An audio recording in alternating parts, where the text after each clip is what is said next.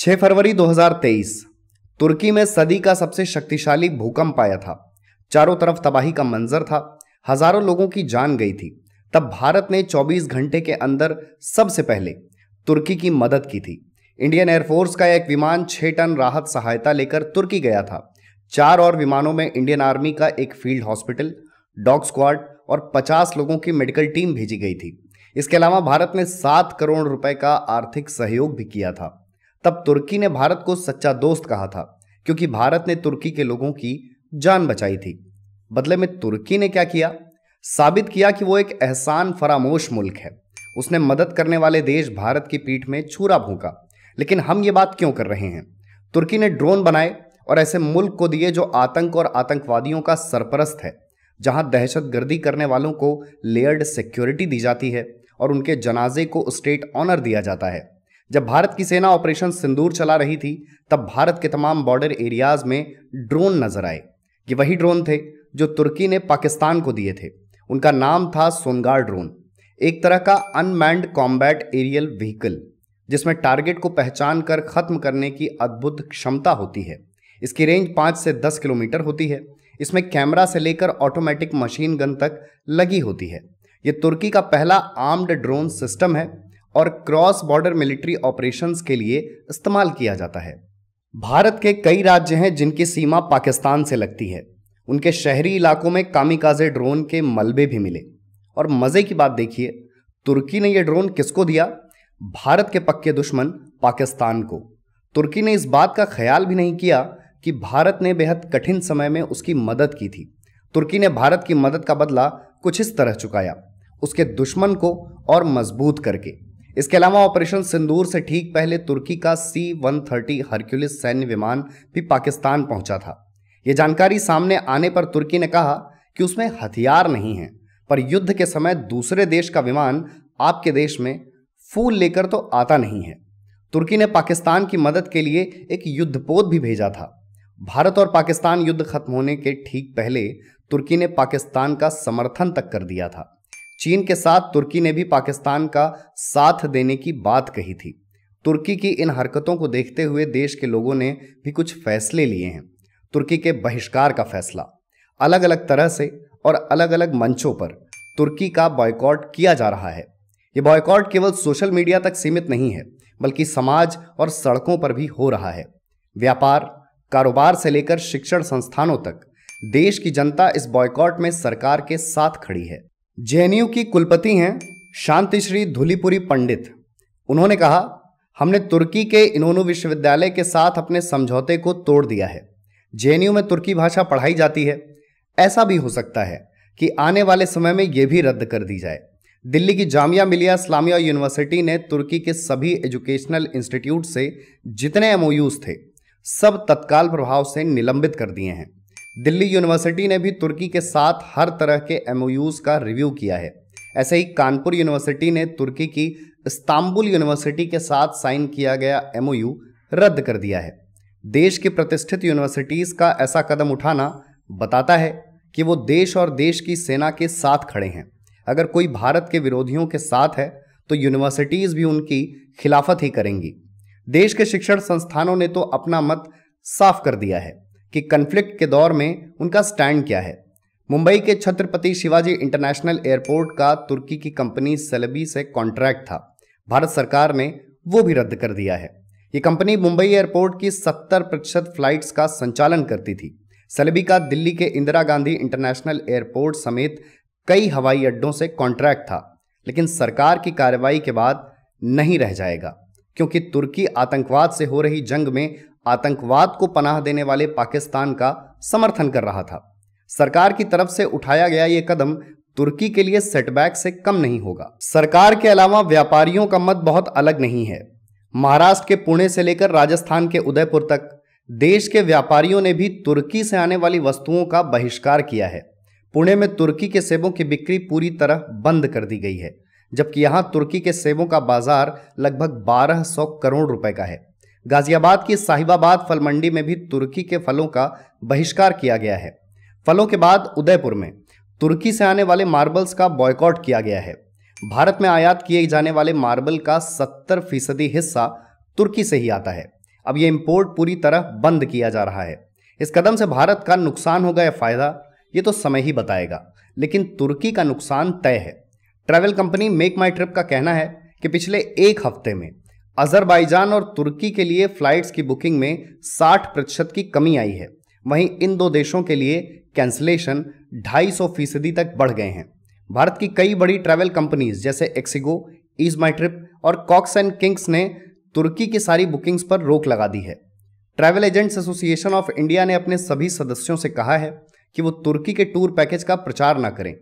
Ease माई trip ने तो यहां तक कह दिया है, नेशन फर्स्ट बिजनेस आफ्टर। उन्होंने भारतीयों को पाकिस्तान का समर्थन देने वाले देशों की यात्रा नहीं करने की सलाह दी है। Confederation of all India traders ने भी यही अपील की है। लेकिन ऐसे कदम उठाने से होगा क्या? क्या वाकई कोई बदलाव आएगा?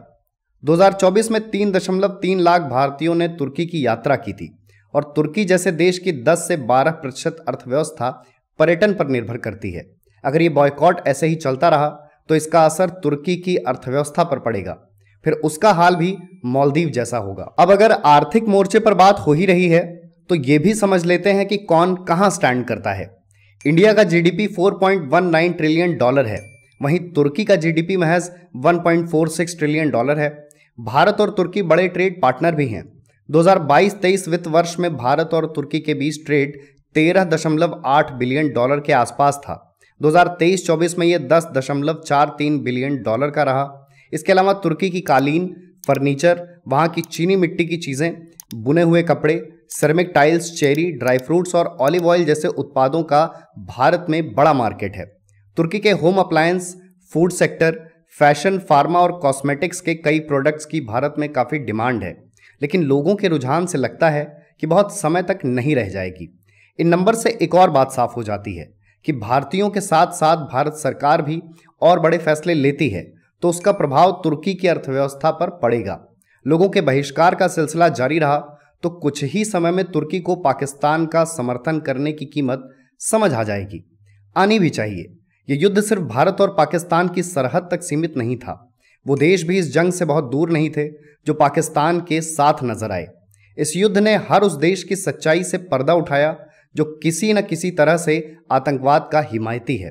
सिर्फ तुर्की ही नहीं, चीन और अमेरिका जैसे देशों का सच भी सामने आया, जिनका इस लड़ाई से कोई लेना देना नहीं था, फिर भी आखिर में उनकी मौजूदगी टाली नहीं जा सकी। किसी के हथियार नजर आए तो कोई खुद समर्थन में खड़ा हुआ, कोई दो देशों के निजी विवाद में लाइजनर बन गया तो कोई पाकिस्तान को मदद पहुंचाने लगा। भारत और पाकिस्तान के बीच हुई जंग से एक और बात साफ हो गई कि यह महज भारत बनाम पाकिस्तान नहीं, इंडिया वर्सेस ड्रैगन थी। पाकिस्तान तो बस स्क्रीन मात्र था जिस पर जंग की पूरी फिल्म चली। जब से भारत का उदय विश्व शक्ति के रूप में हुआ है और भारत का कद बढ़ा है, तब से चीन की असहजता बढ़ी है। 2020 के गलवान वैली का टकराव हो या चीन से लगने वाले भारतीय राज्यों की सीमा पर बड़े निर्माण, इस बार चीन ने युद्ध खत्म होते कह ही दिया कि वो पाकिस्तान के साथ है। आने वाले समय में चीन की तरफ से ऐसी हरकतें हो सकती हैं जिनसे भारत में अस्थिरता पैदा हो।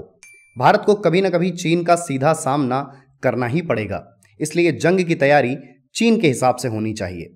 चीन के बयान से यह भी स्पष्ट है कि पाकिस्तान एक जमाने में अमेरिका का पालतू पशु हुआ करता था, आज चीन का पालतू पशु है। कुत्ता कहकर मैं कुत्तों की वफादारी और मासूमियत वाले चरित्र का अपमान नहीं करना चाहता।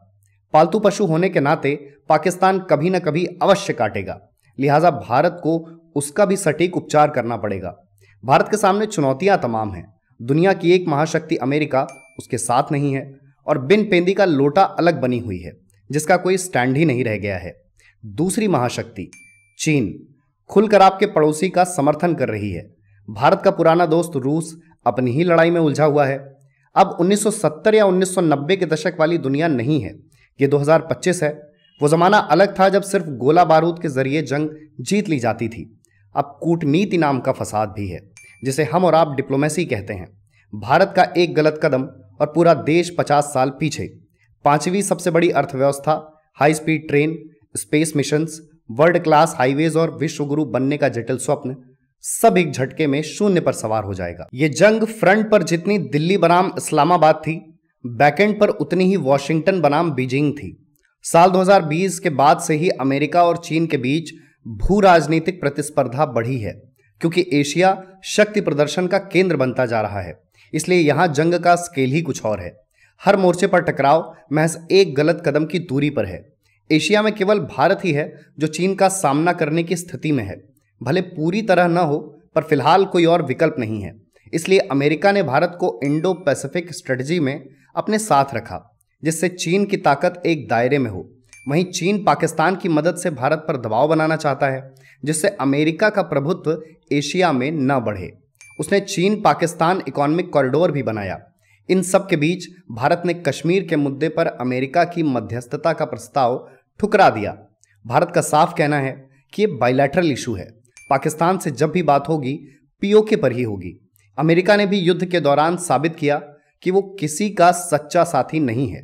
पहले अमेरिका के विदेश मंत्री मार्को रूबियो ने कहा कि भारत और पाकिस्तान के युद्ध से उनका क्या लेना देना, ये उनका आपसी विवाद है। फिर एक दिन बाद अमेरिकी राष्ट्रपति डोनाल्ड ट्रंप का बयान आता है कि वो भारत पाकिस्तान के बीच की लड़ाई सुलझाने के लिए 48 घंटे से बात कर रहे थे। ऐसे में कौन कहेगा कि भारत अमेरिका जैसे देश पर भरोसा कर सकता है।